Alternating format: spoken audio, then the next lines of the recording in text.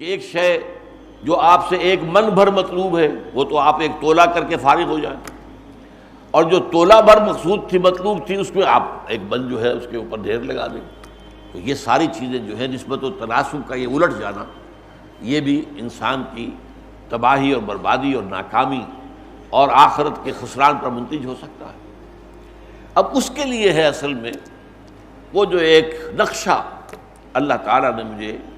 ایک مرتبہ ایک جمعے میں خطاب کرتے ہوئے اچانک وہ نقشہ ذہن میں آ گیا، اور یہ بات کم سے کم 30-35 سال پرانی ہے، وہ آج کی بات تو نہیں، لیکن اس کے بعد جہاں بھی وہ نقشہ میں نے بیان کیا، شائع کیا، تو بہت ہی یعنی لوگوں کو انشراح حاصل ہوا کہ واقعتاً جیسے کہ ایک آدمی جو ہے جس کی بینائی کمزور ہو گئی ہے، وہ دیکھ نہیں رہا ٹھیک طور پر، لیکن جب اس کو اینک لگ جاتی ہے تو اسے معلوم ہوتا ہے جیسے روشنی ہو گئی،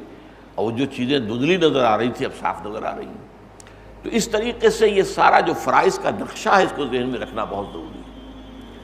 اس کے لیے یہ ہے کہ ایک 3 منزلہ عمارت کا آپ اپنے ذہن میں تصور قائم کریں، جس میں پہلی منزل پر صرف 4 ستون کھڑے ہیں، کوئی بلڈنگ نہیں، کوئی عمارت نہیں، کوئی دیواریں نہیں، کچھ نہیں۔ آج کل کا رواج جیسے ہے کہ وہ گویا کہ پارکنگ لاٹ کے طور پر وہ چھوڑ دی گئی جگہ، البتہ اس کے نیچے بنیاد ہے، بنیادوں پر کھڑے ہیں نا ستون، اور یہ بنیادوں کا بھی 2 حصہ ہے۔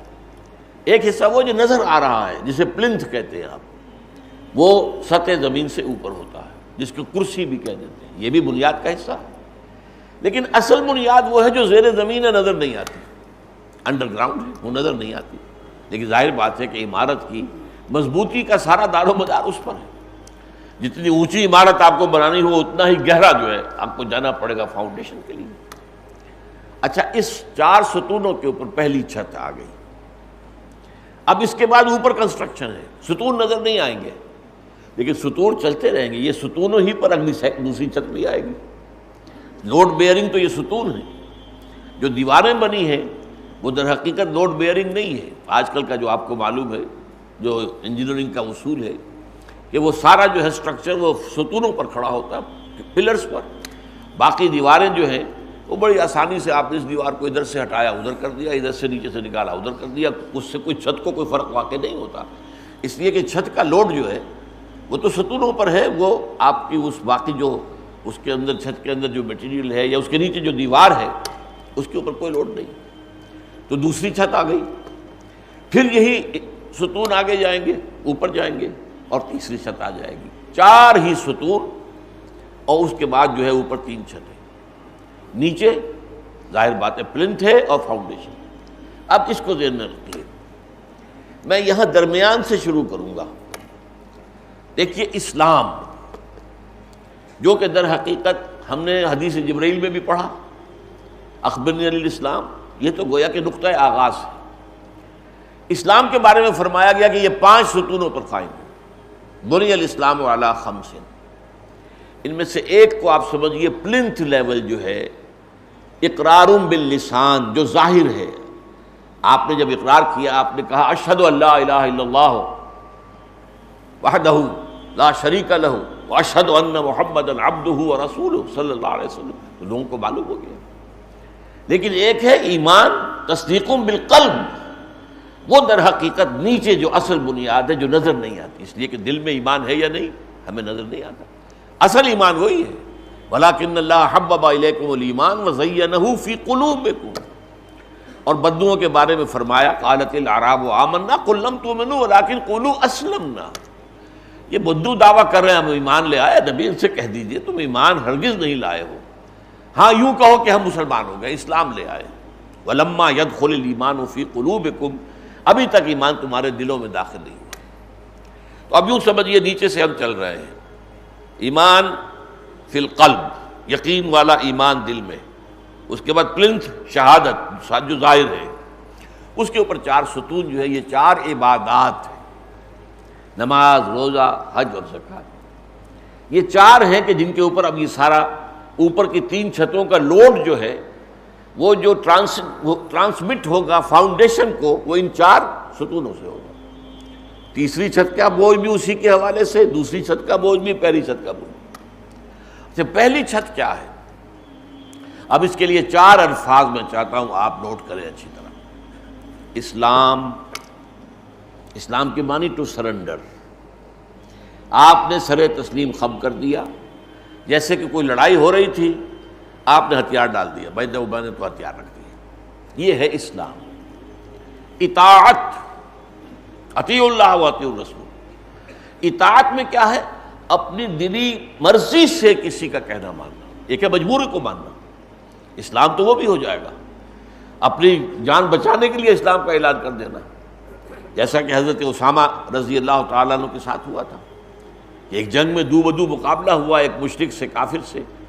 اس نے جب دیکھا کہ میری تو اب بس ہو گئی ہے، اب میں کچھ نہیں کر سکتا، مجھے کلمہ پڑھ دیا، اشہد ان لا الہ الا اللہ و اشہد ان محمد رسول اللہ۔ تو ظاہر بات ہے کہ اس نے اپنی جان بچانے کے لیے کلمہ پڑھا ہے، لیکن یہ ہمیں حکم یہی ہے کہ تم اس کے بعد تمہاری تلوار آگے نہیں چلنی چاہیے۔ کلمہ جو ہے بہت بڑی ڈھال ہے، لیکن ایک تو ہے مجبوری کو کلمہ پڑھ دینا، ایک ہے دلی آمادگی کے ساتھ اللہ کے اس کے رسول کی اطاعت کرنا۔ تیسرا لفظ کیا ہے؟ تقویٰ، احتیاط کے ساتھ قلم رکھنا، کہیں بھی حدود اللہ پامال نہ ہو جائیں، کہیں جو ہے غیر شعوری طور پر بھی ایسا نہ ہو کہ وہ جو ہم نے حدیث کے اندر الفاظ پڑھ لیے، حد حدودا فلا تعتدوها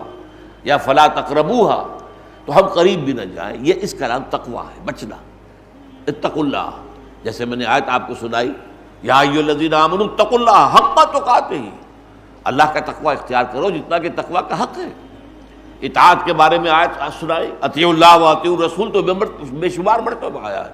لیکن یہ سورہ نساء میں اولی الامر منکم بھی شامل کیا گیا۔ نماز روزہ تو آپ کو معلوم ہے کتنی ہی مرتبہ قرآن میں آیا، اقیموا الصلاۃ وآتوا الزکاۃ، اقیموا الصلاۃ وآتوا الزکاۃ، الذین یقیمون الصلاۃ ویؤتون الزکاۃ، یہ چاہے وہ خبریہ انداز میں ہو اور چاہے انشائیہ انداز میں، امر کے ساتھ بے شمار مرتبہ آیا۔ تو اب میں پہلی چھت بیان کر رہا تھا، اسلام یعنی سرنڈر کر دینا، اطاعت دلی آمادگی سے حکم ماننا، تقویٰ پوری احتیاط ملحوظ رکھنا کہ کہیں قدم جو ہے حدود اللہ سے تجاوز نہ کر جائیں، بلکہ کچھ فاصلے پر رہنا، احتیاط کا تقاضا یہ ہے۔ ان سب کو جمع کیجئے تو ایک لفظ بنتا ہے عبادت، ہم تن ہم وقت ہم وجوہ، اللہ کی بندگی اور اطاعت، اس کی محبت کے جذبے سے سرشار ہو کر، یعنی اسلام، پھر اطاعت، پھر تقویٰ اور پھر عبادت۔ یہ ہے در حقیقت پہلی چھت کے لیے 4 اصطلاحات، بہت قریب ہیں، لیکن یہ کہ چاروں اصطلاحات کو ذہن میں رکھیے۔ قرآن مجید کی اصطلاحات سے واقفیت جو ہے